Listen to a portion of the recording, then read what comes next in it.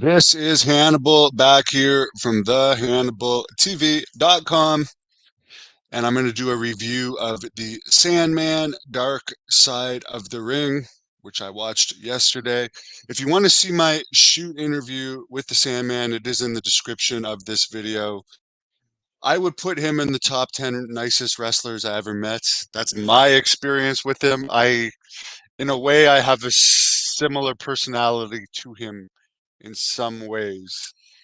So I've only met him 3 or 4 times, but got along with him. He's a very reliable guy, despite all the issues he's had. I remember the day I did the shoot interview with him in Philadelphia.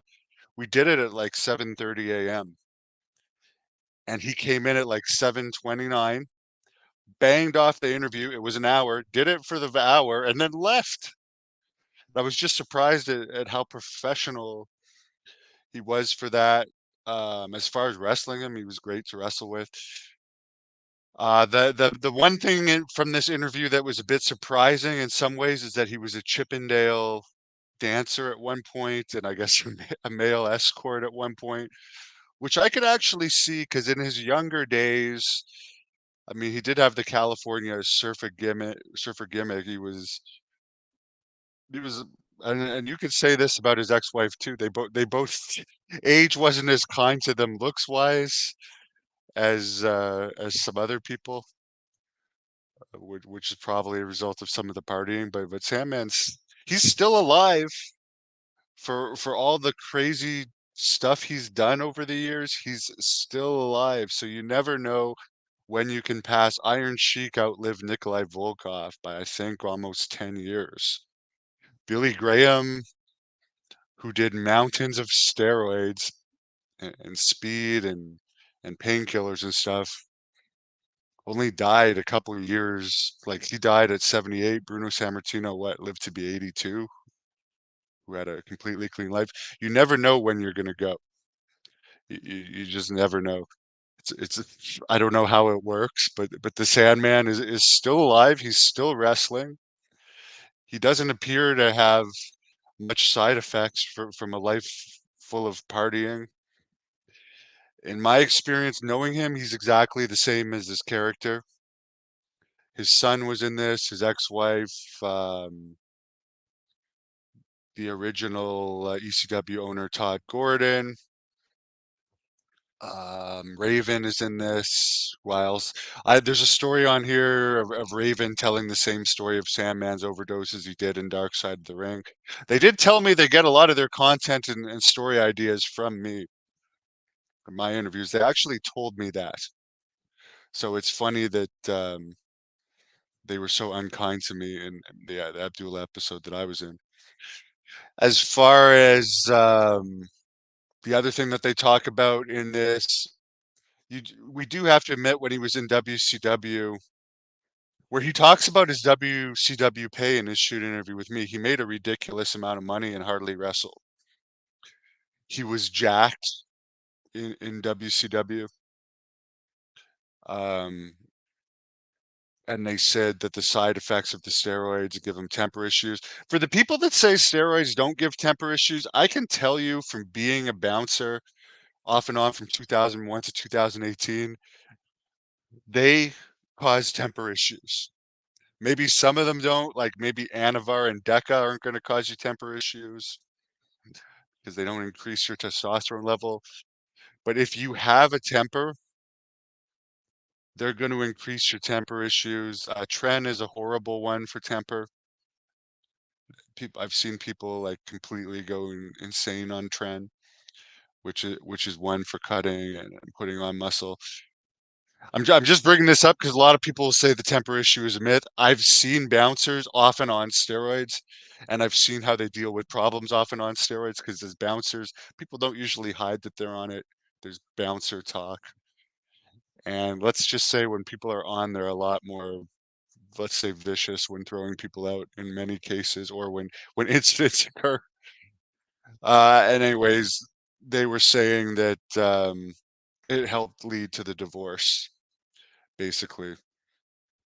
Bill Alfonso and his ex-wife accused Sandman that the steroids were making him not treat his ex-wife very good. And there was a story in this, again, I don't believe this story, that supposedly he bought $10,000 worth of steroids, and after an incident where he allegedly put his hands on his wife, I don't think the Sandman commented on this other than to say he didn't treat her very well at this point, that she broke $10,000 worth of steroids. In the 90s, first of all, he doesn't look like a guy that's spending 10,000 on steroids. Maybe a guy, and I'm not saying Batista's on them, but he certainly looks like he was on them various times. I could believe Batista spending $10,000, but or Lex Luger, but like an average cycle, like an expensive cycle would be like in 2024, an expensive cycle would be like $2,000. So like in the 90s, to say that someone is spending 10,000 and the wife broke 10,000 worth, I don't know about that. And then there's the matter that the whole reason he got big was because he was making so much in WCW, and his wife wouldn't be like, I'm sure his wife probably liked the money he was making at that time, and since she was in the business, she probably would have understood how much body was important. And I just don't believe that story, that she broke $10,000 with the story. I call bullshit on that 100%.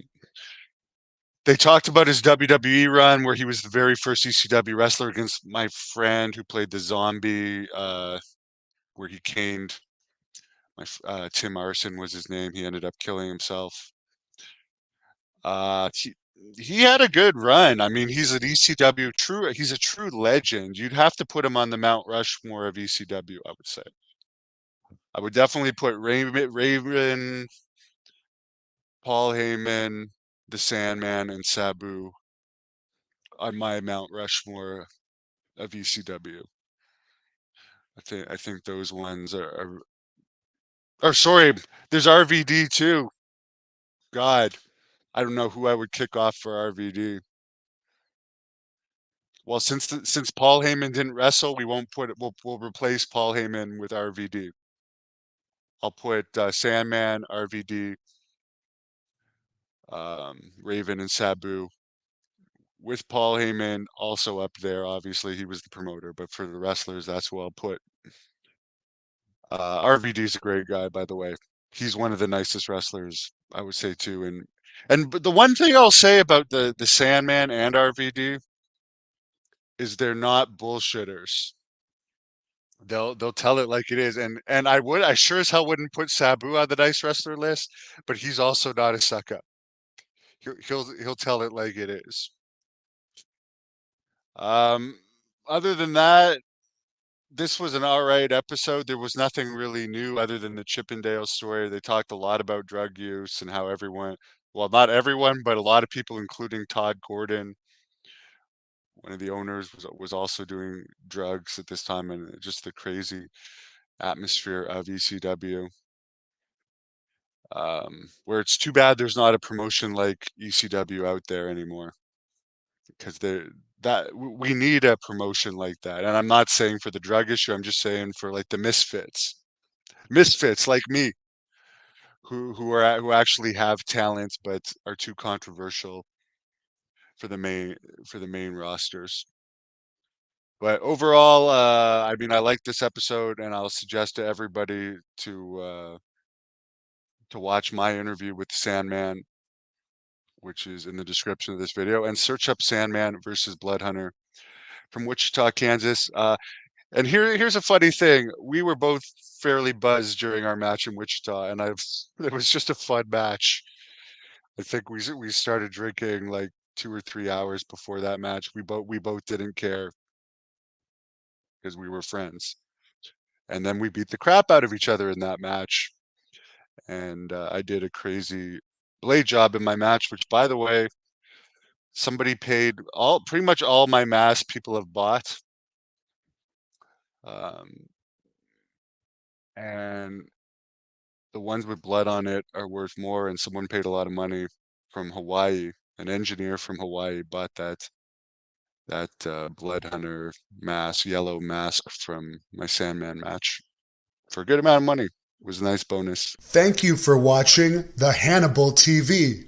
Please help me out and like this video, then click the subscribe and get notifications buttons so you don't miss any of my latest shoot interviews, match videos, or news updates. Follow us on Facebook at the Hannibal TV for more live streams and videos.